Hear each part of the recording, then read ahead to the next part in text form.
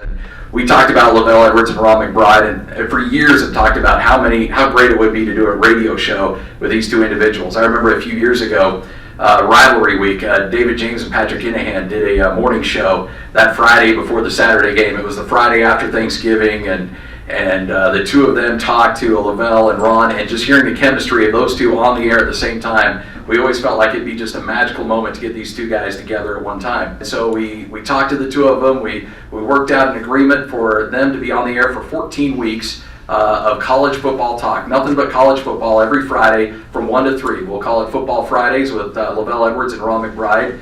No order. We'll switch up the names and the order of the names.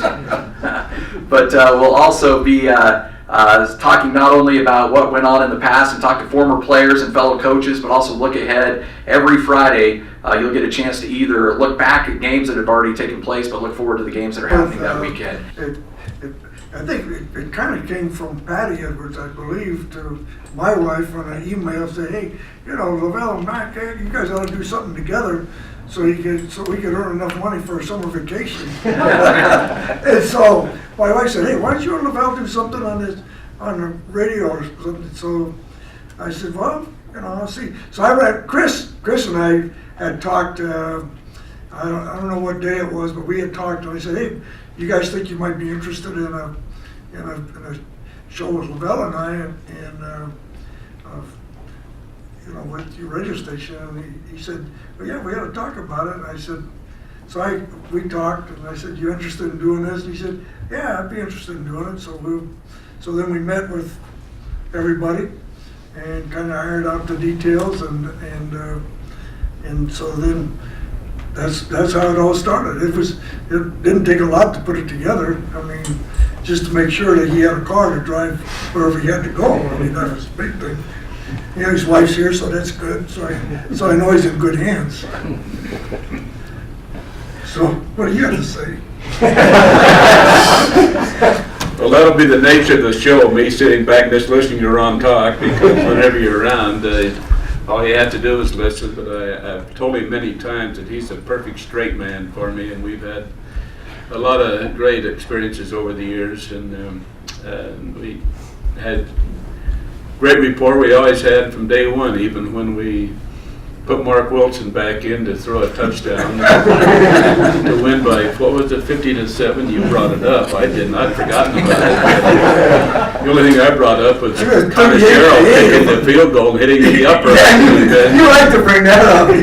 Who remembers his name? Anyway, we always. The big question is, how did you remember Connor Sherrill's name? Well, that came right out of your mouth today. Oh yeah, I hadn't forgotten that. Yeah, I know you mean the field goal. None of these guys have any idea what we're talking about. But anyway, Jim might, but it's not the only guy old enough to remember that.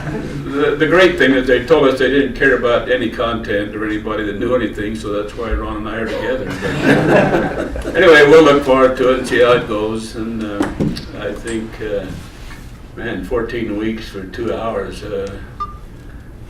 I guess I can put up with him for that long, but we'll keep trying each week and see how everything goes. Who's in charge? Ron's in charge. No, I don't think so. I think we're in Utah territory. Well, it's all different locations, right? Yeah, we'll be all over the valley. We'll be at different remote locations. They said valley, but they didn't say Utah Valley. They just said the valley. Along the Wasatch Front.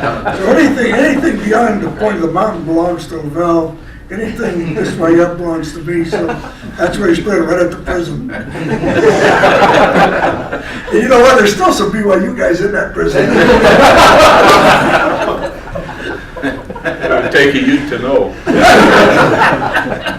Well, you know what? I was spoke down to that prison one day, and one of the kids came up. There was an inmate. He said, "Remember me?" I said, "Yeah. What's your name?" He said, "Yeah, I played at BYU." I said, "Oh yeah, I remember you." If that's the content of the show, then we're in trouble.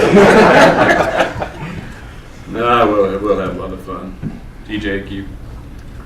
Yeah, I just wondered, LaVell's practice is closed to the media. Are you banned from BYU now for the first time in 50 years? I don't know. I hadn't been down to find out, but I'm sure I could get in and watch it if I wanted to get down there. When I played, when I was coaching, I'd been in enough practices. I didn't like practice then, and I don't think I want to take any time away from golf to get out and watch it now. I'll just listen to 1280 and find out what more about it. So we'll go from there. And I remember when basketball was a king around the state and other sports, but football is really in the last 25, 30 years. It's really emerged more each year, and I think it's a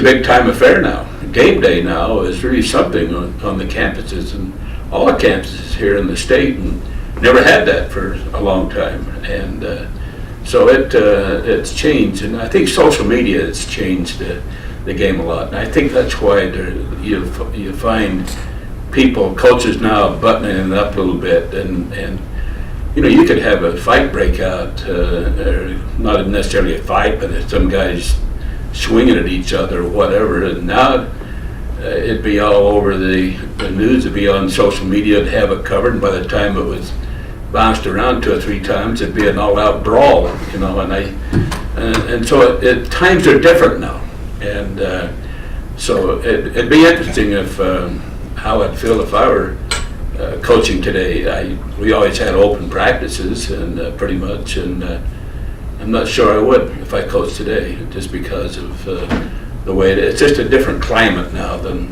what it has during our time. I remember the first time we won down there with that kick that we made at the end.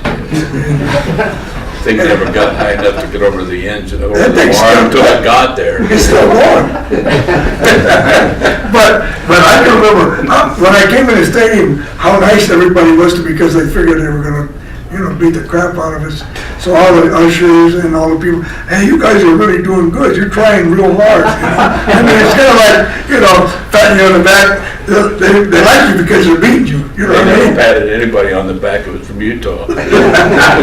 So I can remember, so we won the game, and I can remember after the game, same guys, my daughter drove my car out there to drive us back, and they tried to tow the car away. and my daughter said, hey, this is Coach McBride's car. Hey, for sure we're towing it away. So the whole persona changed, You went from being a really good guy, now you were really a bad guy. And so that was how fast that changed.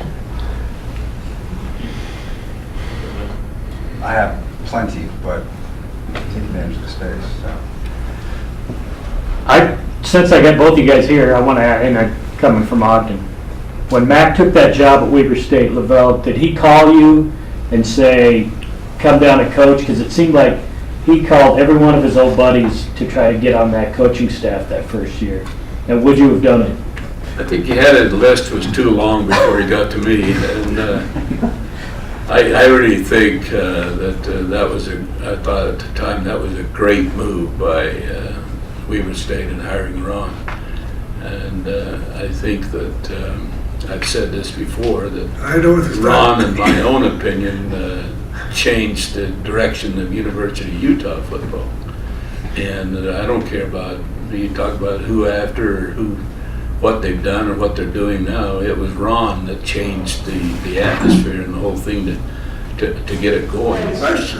Imagine 20 years from now, or whatever it is, Bronco and Kyle having their own show on a sports radio station, having the same kind of fun that you guys do right now. Negotiations. I'd like to be around 20 years from now to see if that could happen.